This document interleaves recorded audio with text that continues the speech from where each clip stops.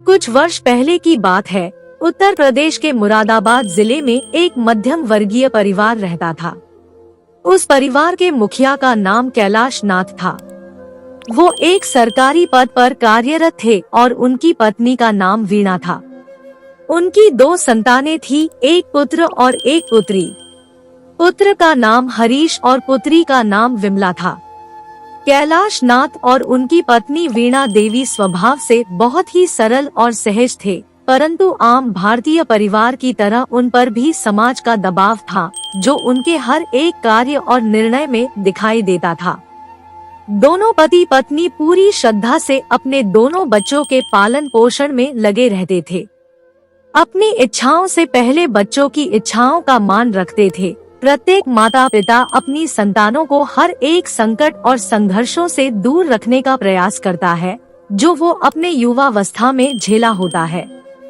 हर उस वस्तु को अपनी संतान को देना चाहता है, जो वो स्वयं अपने लिए कभी सपने में भी नहीं सोच सकता है। अर्थात वो अपनी संतान के लिए सर्वश्रेष्ठ की कामना करता है। बस यही चाह कैलाश नाथ और वीणा देवी के भी मन में थी। प्रारंभ में उन्होंने अपने बच्चों की शिक्षा सामान्य विद्यालय में कराई। धीरे धीरे समय बीतता गया और दोनों बच्चे 9वीं और 11वीं कक्षा में पहुंच गए। दोनों बच्चे पढ़ने में अच्छे थे, परंतु उनकी अंग्रेजी भाषा में उतनी पकड़ नहीं थी, जिससे वो स्वयं को मोहल्ले में अन्य बच्चों से नीचा समझने लगे। एक दिन हरीश ने अपने पिता से कॉन्वेंट स्कूल में पढ़ने की इच्छा व्यक्त की, किंतु दोनों बच्चों को कॉन्वेंट में पढ़ाने का सामर्थ्य कैलाश नाथ में नहीं था। कैसे भी करके उन्होंने अपनी जमा पूंजी तोड़कर उनका कॉन्वेंट स्कूल में दाखिला करा दिया। बच्चे पढ़ने में अच्छे थे तो उन्हें ज्यादा दिक्कतों का सामना नहीं करना पड़ा, किंतु उच्च वर्गीय बच्चों के साथ पढ़ने लिखने से उनके स्वभाव में परिवर्तन दिखने लगा था। जो बच्चे वर्ष में 2 बार होली और दिवाली में नए कपड़े पाकर खुश हो जाया करते थे, अब उनको हर महीने नए कपड़े जूते चाहिए होते थे। माता पिता क्या करते, इच्छाएं पूरी करते गए।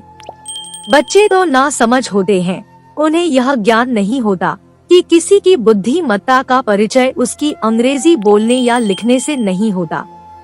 जिनको पढ़ना होता है वो झोपड़ी में रहकर भी बहुत आगे जा सकते हैं। वो बच्चों की लगन और निश्चय पर निर्भर करता है, किंतु अपने बच्चों को अन्य बच्चों के समकक्ष लाने की होड़ में माता पिता भी जाने अनजाने एक प्रतियोगिता का हिस्सा बन जाते हैं। धीरे धीरे समय बीता गया और बच्चे कॉलेज में पहुंच गए। मोबाइल का भी जमाना शुरू हो गया। मोबाइल ने परिवार को और विखंडित कर दिया। जहां पहले शाम की चाय और भोजन सब साथ में बैठकर करते थे, अब एक दूसरे का हाल चाल लेने का समय भी न था किसी के पास। दोनों बच्चे अपना सारा समय मोबाइल में व्यतीत करने लगे। अब रविवार वो रविवार नहीं होता था। अब दोनों बच्चों का छुट्टी का दिन अपने दोस्तों के साथ बाहर ही बीतता था। वीणा जी पूरे हफ्ते प्रतीक्षा करती थी कि कब रविवार आए और बच्चों को कुछ नया बनाकर खिलाओ, किंतु अब उन्हें माँ के हाथ का खाना कहाँ रास आता। उनके पूछने से पहले बच्चे बोल देते, आप अपने और पापा के लिए बना लेना, हम बाहर ही खाएंगे, और माँ अवाक रह जाती थी। और समय बीता। हरीश की मुंबई और विमला की बैंगलोर में नौकरी लग गई और दोनों चले गए। बस फिर क्या था, लग गए दोनों चकाचौंध भरी दुनिया में खुद को सबसे काबिल साबित करने में। हफ्ते में एक बार वो दोनों बात कर लेते थे अपने माता पिता से। कुछ समय और बीता और दोनों बच्चों का विवाह हो गया। वो और ज्यादा अपने निजी जीवन में व्यस्त रहने लगे। दोनों बच्चे जीवन में किसी भी कीमत पर सबसे आगे दिखना चाहते थे। दोनों को विदेश जाने का मौका मिला तो दोनों अपने परिवार सहित विदेश चले गए। चूँकि कैलाश नाथ के सेवा निवृत्त होने में अभी 2 वर्ष का समय शेष था, तो वो और वीणा जी भारत में ही रुके रहे।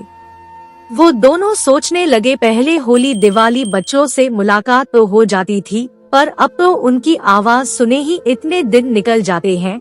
बहुत याद आती है उनकी। किसी मित्र ने कैलाश नाथ को बता दिया कि अब तो वीडियो कॉल पर तुम अपने बच्चों को देख सकते हो, मिला लिया करो फोन। एक दिन कैलाश नाथ ने अपनी बेटी विमला को वीडियो कॉल की। बहुत दिनों से बात न होने के कारण माता पिता दोनों भावुक हो गए और रोने लगे। बेटी को गुस्सा आ गया और उसने बोला, यदि आपको ऐसे ही रोना धोना होता है तो आज के बाद मुझे फोन मत करना, मेरा समय बर्बाद होता है। बेटी की बातें सुनकर कैलाश जी की हिम्मत न पड़ी कि वो अपने पुत्र को फोन कर सकें, लेकिन माँ का दिल कहाँ मानता है। सो वीणा जी ने कहा कि हरीश को फोन लगाओ। बेटे ने फोन उठाया तो कैलाश नाथ जी बोले, बेटा घर कब आओगे, बहुत समय हो गया और अब मैं सेवानिवृत्त भी हो गया हूँ, हमारा मन नहीं लगता अब अकेले। हरीश को कहा ये बातें समझ आती, अभी उसे और ऊंची उड़ान भरनी थी। वो बोला, पिताजी मैं जानता हूँ आप सेवानिवृत्त हो गए हैं और आपके पास करने को कुछ नहीं है, किंतु मैं अभी सेवानिवृत्त नहीं हुआ, मुझे अभी बहुत आगे जाना है और पैसा कमाना है। हर महीने आपको पैसा भेज तो देता हूँ, जहाँ आपका मन करे आप वहाँ जाइए, घूमिए और मुझे फोन करके परेशान मत कीजिए। वो बेटे के शब्द कैलाश नाथ को हृदयघात से लगे और वो बहुत उदास रहने लगे। वीणा जी उनको बहुत समझाती थी, पर वो शब्द तीर बनकर उनको निरंतर बेंधते रहे। उनकी हालत बिगड़ती गई। काफी समय बीत गया और बच्चों का फोन नहीं आया। दवा भी कुछ असर नहीं कर रही थी। एक दिन वो वीणा देवी से रोते हुए कहने लगे, हमने अपना पूरा जीवन अपने बच्चों को समर्पित कर दिया, अपने लिए कभी कुछ नहीं सोचा।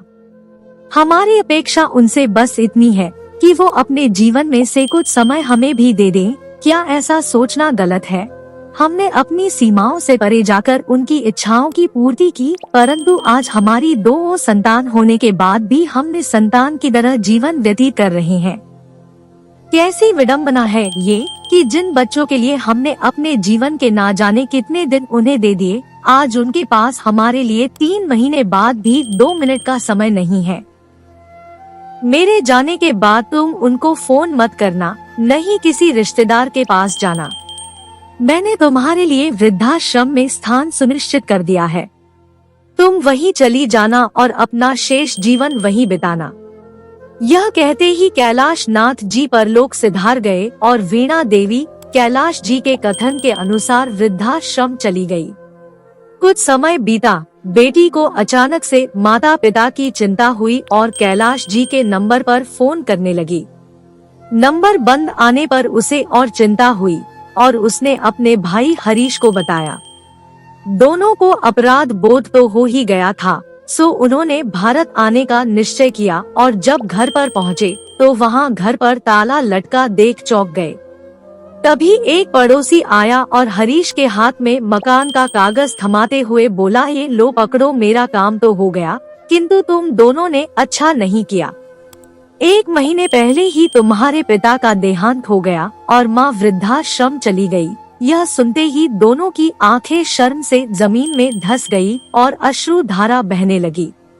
जैसे तैसे उन्होंने अपनी माँ को ढूंढा और उसे पकड़कर रोने लगे और मासी मांगने लगे। माँ बोली, बेटा भावुक क्यों हो रहे हो, जो होना था वो हो गया। मैं तो माँ हूँ, सदैव तुम्हारे तरक्की और सुख की कामना करती हूँ और करती रहूंगी, किंतु तुम्हारे साथ जाकर मैं तुम्हारी तरक्की में बाधा नहीं बनना चाहती हूँ। अब तुम लोग सक्षम हो और अपनी माँ की तुम्हें आवश्यकता नहीं है। तुम्हारे पिता की भी यही इच्छा थी कि मैं अपना शेष जीवन यही बिताऊं। बहुत मनाने के बाद भी माँ साथ जाने को तैयार नहीं हुई और बोली, बेटा जानते हो मुझे यहाँ क्यों अच्छा लगता है, क्योंकि ये लोग एक दूसरे को अपना समय देते हैं। मैं यही रहूंगी और हाँ, जाते जाते एक निवेदन करती हूँ कि मेरी मृत्यु की खबर सुनकर बस मुझे मुखाग्नि देने का समय अवश्य निकल लेना, अगर हो सके तो। माँ यह कहकर अंदर चली गई और बच्चे स्तब्ध रह गए। क्या रिश्ते निभाना केवल माँ बाप का दायित्व है, बच्चों का नहीं? जीवन की भाग दौड़ में हम इतना आगे भाग जाते हैं कि पीछे रह गए अपने बूढ़े माँ बाप को देखने का समय नहीं निकाल पाते हैं। कैलाश नाथ और वीणा देवी की कहानी आज ना जाने कितने घरों की कहानी है। समय रहते अपनी आत्मग्लानि से बाहर आना ज्यादा उचित होगा, ना कि हरीश और विमला की तरह सब कुछ खत्म होने के बाद जीवन अवसाद में बिताना, क्योंकि आत्मग्लानि की अनुभूति नरक के जीवन की अनुभूति कराती है। ऐसा संकल्प लें कि भविष्य में किसी नए वृद्धाश्रम की नींव नहीं पड़ने देंगे और अपने माता पिता को जीवन की अमूल्य धरोहर मानकर अपने पास संभाल कर रखेंगे, जैसे उन्होंने हमें रखा है आज तक। आशा करती हूँ कि ये कहानी आपको पसंद आई होगी। इस कहानी पर आपकी क्या राय है, हमें कमेंट करके जरूर बताएं। कहानी पसंद आई हो तो लाइक और शेयर करना बिल्कुल न भूलें। चैनल को सब्सक्राइब जरूर करें। कहानी सुनने के लिए आपका बहुत बहुत धन्यवाद।